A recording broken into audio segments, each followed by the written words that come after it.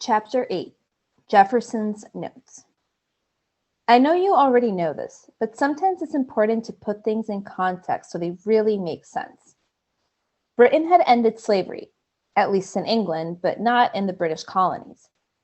America refused to do so. Britain looked at America as dumb. America said, "Mind your business, Britain." Britain said, "You are my business, America." And in 1776, before anyone could spell WEWANT,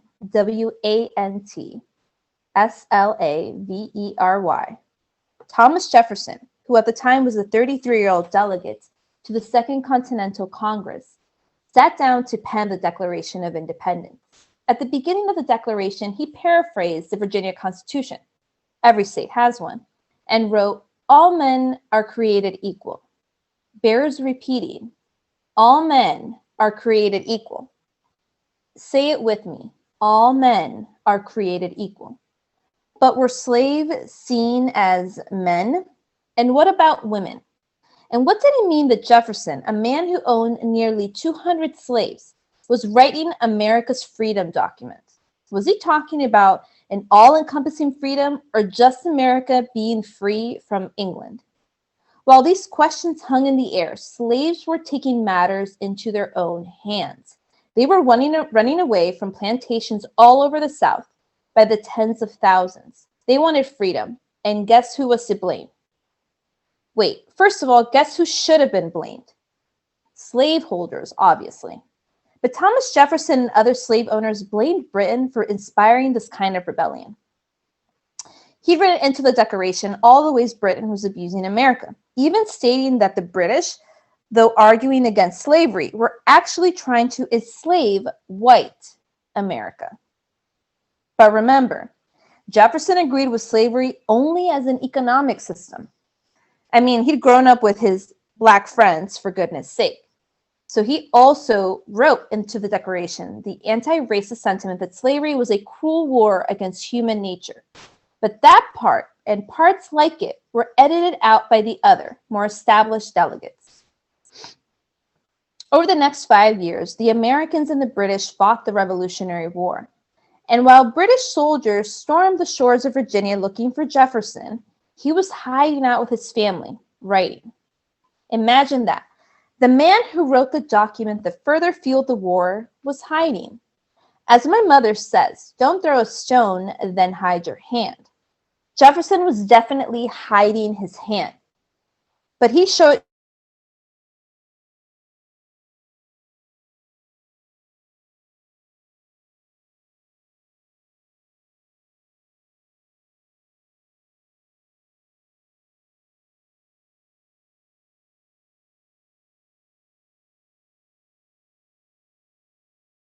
titled his book of answers, Notes on the State of Virginia. In it, he expressed his real thoughts on Black people. He said they could never assimilate because they were inferior by nature. Said they felt love more, but pain less. That they aren't reflective and operate only on instincts. Yikes. That the freedom of slaves would result in the extermination of one of the races, i.e., a race war. And the answer to the problem of slaves was that they should be sent back to Africa. So much for his Black friends, huh? The ones he'd known to be intelligent blacksmiths, shoemakers, bricklayers, coopers, carpenters, engineers, manufacturers, artisans, musicians, farmers, midwives, physicians, overseers, house managers, cooks, and and trilingual translators. All the workers who made his Virginia plantation and many others almost entirely self-sufficient. Surprise, surprise. Oh, the best part?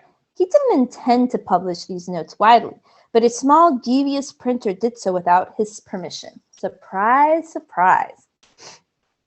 When it came to Black people, Jefferson's whole life was one big contradiction, as if he were struggling with what he knew was true and what was supposed to be true.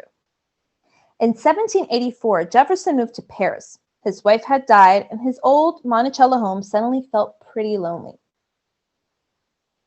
He was exhausted from his grief and years of being hunted by the British, so he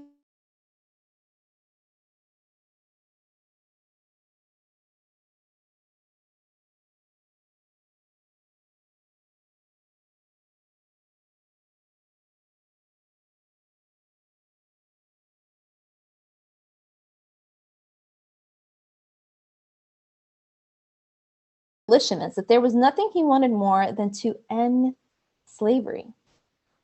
And while he was busy playing the good guy, promoting, defending, and ensuring that the French New America was becoming America, and also having a good old French time, back home, there was a convention taking place in Philadelphia to talk about the new Constitution. Turns out Jefferson's declaration resulted in years of violent struggle with the British, but more important, it exposed a weak American government. So this Constitution was supposed to define it and solidify it, but before it was set in stone, there had to be a series of compromises. Number one, the Great Compromise. This one created the House and the Senate, 2 senators per state. House of Representatives based on population. The bigger the population, the more representatives each state could have to fight for its interests. This causes issues, specifically between Southern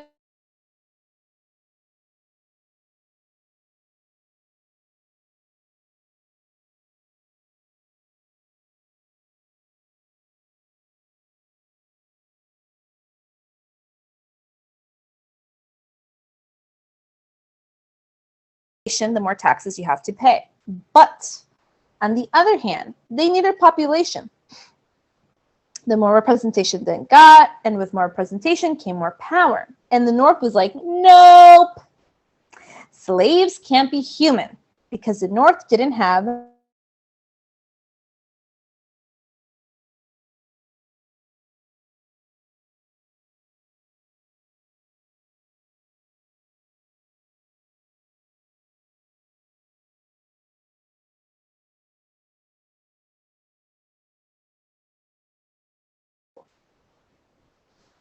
This 3/5 of a man equation worked for both the assimilationists and the segregationists because it fit right into the argument that slaves were both human and subhuman, which they both agreed on. For the assimilationists, the 3/5 rule allowed them to argue that someday slaves might be able to achieve 5/5, wholeness, whiteness, one day. And for segregationists, it proved that slaves were mathematically wretched.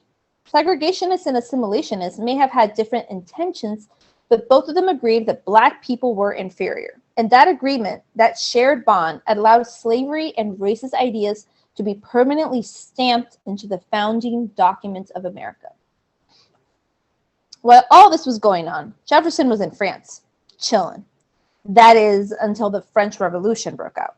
At first, he didn't mind the French unrest. If anything, it made him happy to know that America wasn't the only warring country. But then it spilled over into Haiti, and that was a problem, a big problem. In August 1791, close to 500,000 enslaved Africans in Haiti rose up against French rule. It was a revolt like nothing anyone had ever seen. A revolt that the Africans in Haiti won. And because of that victory, Haiti would become the Eastern Hemisphere's symbol of freedom, not America. And what made that frightening to every American slaveholder, including Thomas Jefferson, was that they knew that Haitian Revolution would inspire their slaves to also fight back.